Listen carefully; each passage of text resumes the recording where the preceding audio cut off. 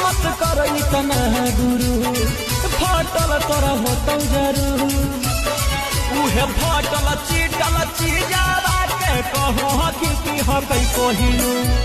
झुके वाला घरवा हमार कहियो न रुकतौ रे